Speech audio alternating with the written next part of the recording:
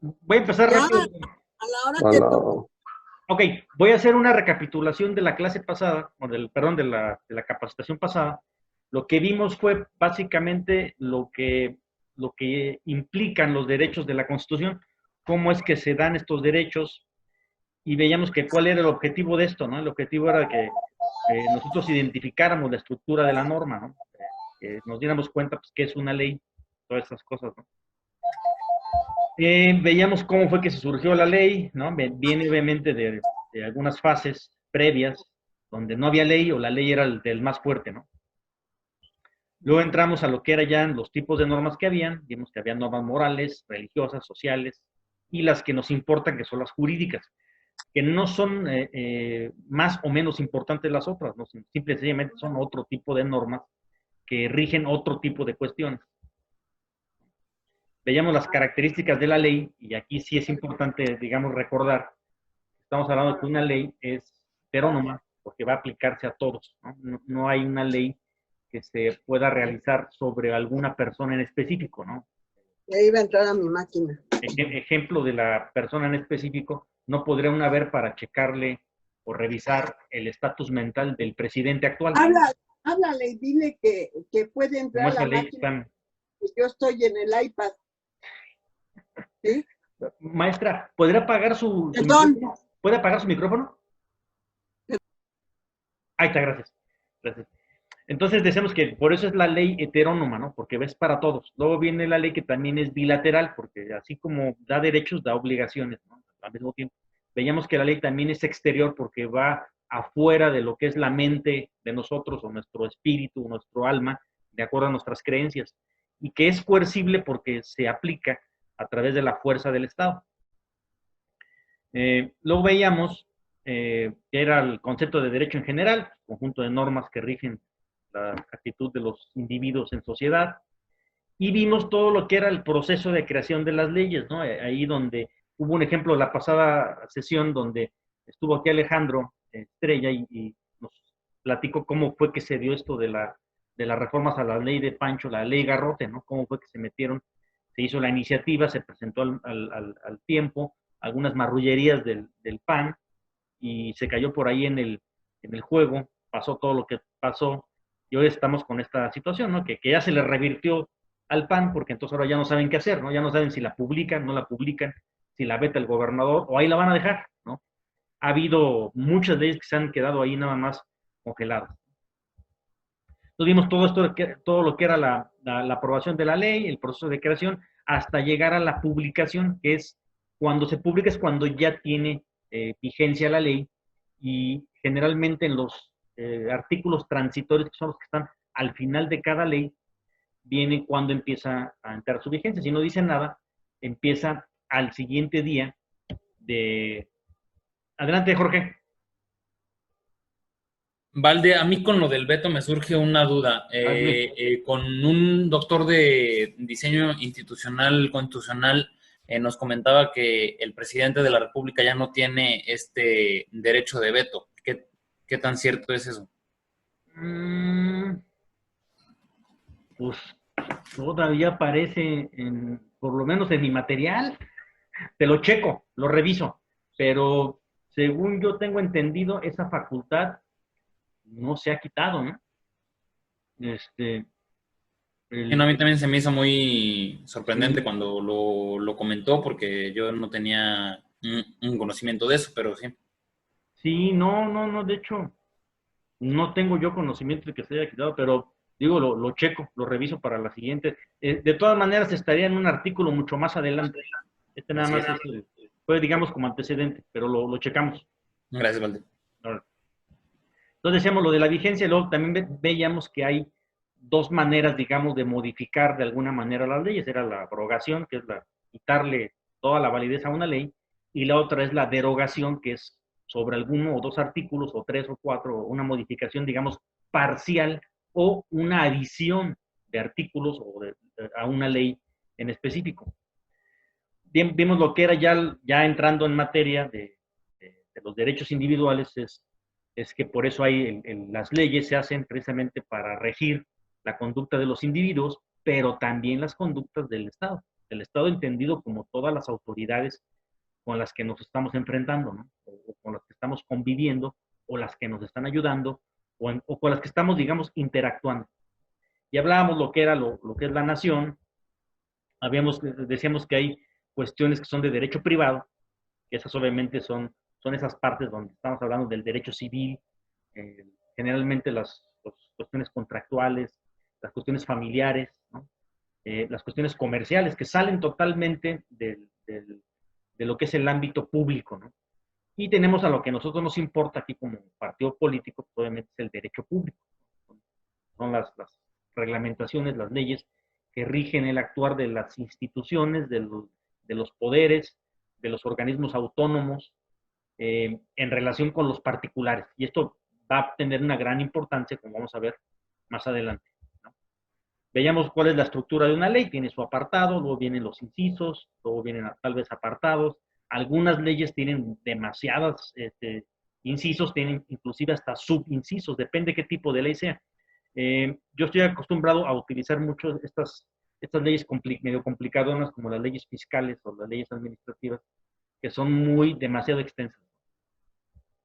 Pero hay leyes obviamente más sencillas. La Constitución es una ley muy básica en cuanto a que no trae, digamos, muchos artículos que tengan muchas fracciones. Sí hay algunos, como el 28, el 27, donde sí traen muchas fracciones, pero digamos que la parte medular de las garantías individuales no traen tantos incisos ni subincisos, ¿no? Veíamos luego la jerarquía de las leyes. Aquí nos quedábamos con esta pirámide de Hans Kelsen que decía, bueno, ¿qué es lo que está hasta arriba, no? Lo que está hasta arriba es la Constitución. Y la Constitución es de donde nos basamos, y de ahí derivan todas las demás leyes, ¿no? Generalmente son muchas leyes las que regulan algún artículo de la propia Constitución, o hay otras leyes que regulan, digamos, las relaciones entre particulares, como los códigos civiles de los estados, los códigos penales, por ejemplo, también. Bueno, código penal, por ejemplo, ya hay un código, en cuestión de procedimientos, hay un código nacional de procedimientos penales, porque el procedimiento penal ya es igual, digamos, en todos los estados. Luego veíamos ya lo que era la soberanía y la Constitución. Digamos que la soberanía pues, se supone que es del pueblo, y nosotros como pueblo se lo damos a nuestros senadores, que es el Senado, representa precisamente el Congreso, los diputados nos representan a nosotros particulares, ¿no? Y entrábamos a lo que era ya el concepto de la Constitución. Veíamos lo que era el poder constituyente, que era precisamente aquel grupo de personas que se reúnen o se reunieron en el caso de 1917 de nuestra Constitución actual, y ellos redactaron esta Constitución, ¿no? En base obviamente a otras constituciones y conservando muchos de los artículos, incluyendo los artículos 14 y 16 que vamos a ver ahorita, principalmente, conservándolos, porque tomó muchos años de lucha llegar a esos derechos, ¿no? Y que se han ido obviamente aumentando de acuerdo a cómo México ha ido firmando convenios internacionales o tratados internacionales sobre derechos humanos. Y veíamos también que para efectos de modificar la Constitución, surge esta otra figura en el artículo 135 de la Constitución, donde se formula, digamos, un constituyente permanente, que es el que generalmente va a estar modificando la Constitución actual. Veíamos las dos partes de la Constitución, la parte dogmática, que es precisamente la que trae esto de las garantías individuales, los derechos, digamos, de los ciudadanos, de los humanos y de cualquier persona, digamos, que cruce territorio nacional. Y veíamos también lo que es la parte orgánica, que esa la vamos a ver ya después, que es la estructura, ¿no? Y que nos va a dar la posibilidad de ver esa estructura, cómo es que funciona el Poder Ejecutivo con sus secretarías, cómo es que funcionan el Legislativo, el Judicial, y cómo es que funcionan, ahorita que va a estar en boga, lo que son los órganos autónomos establecidos en la Constitución, como la Auditoría Superior de la Federación, como el INEGI, como el Coneval, etcétera, etcétera, algunos otros de los organismos interesantes, ¿no? Y luego ya vimos lo que era el artículo primero de la Constitución, que nos habla obviamente de la igualdad, ¿no? De todas las personas en el país, se les tienen que respetar sus derechos humanos, aún siendo no mexicanos. Y ponemos ahí el ejemplo de los migrantes, ¿no? Cuando pasaban los migrantes, ellos tenían totalmente todo el derecho, todos los derechos humanos que tienen como mexicanos. De hecho, había muchas críticas de que por qué les habían dado dinero, que por qué les daban, les hacían de diversas atenciones, ¿no? Simple y sencillamente porque son humanos. Esa es la razón por la que se tiene que respetar todo ello. Estemos o no estemos de acuerdo, y respetable si están o no están de acuerdo, ¿no? Pero la realidad es que en nuestro país es un país en donde se respetan los derechos humanos, o por lo menos se tratan de respetar los derechos humanos. Ya vemos que algunos casos no se dan así, ¿no? Y veíamos obviamente que desde estas garantías de libertad se encuentran también las que establece el artículo segundo, ¿no? Que se refería a lo de los derechos de los indígenas, ¿no? Vimos también el artículo tercero, que era lo de la educación, ¿no? El artículo cuarto me voy a saltar todo esto del cuarto para entrar al 14 y al 16 de la Constitución, porque va a estar con nosotros, al parecer, había confirmado el diputado Jorge Luis Montes, para comentarnos, íbamos a dar el espacio antes de que pasara lo que pasó, ¿no? Espero que sí esté con nosotros por aquí, que no ande ocupado, pero no tuve información de que cancelara o algo, entonces yo creo que lo vamos a esperar, pero nos va a dar la oportunidad de entender lo que nos va a contar, y si no, nosotros lo analizaremos viendo estos artículos de la Constitución. Para la siguiente vez que nos veamos, traigo algunos ejercicios aquí que podemos ir haciendo respecto del derecho de petición y del derecho a la información también pública, ¿no? Bueno, entonces para hablar del artículo, primero vamos a hablar del 14. Para hablar del artículo 14, tenemos que hablar que este artículo, al igual que el 16, lo que nos garantizan como ciudadanos es la seguridad jurídica, ¿sí? La seguridad jurídica de que las autoridades solo van a poder hacer lo que la ley les permite. Y lo que la ley les permite es desde la Constitución hasta una ley secundaria o sus propios reglamentos. Entonces tenemos o entendemos, digamos, la seguridad jurídica como un conjunto general de condiciones, requisitos, elementos o circunstancias que a los que debe sujetarse una autoridad para generar alguna afectación en algún particular. Y aquí nos hablan, el artículo 14, de 4 garantías, digamos, que van unidas a todo esto, ¿no? Que es la irretroactividad de la ley, la garantía de audiencia, la legalidad civil y administrativa y la legalidad en materia penal.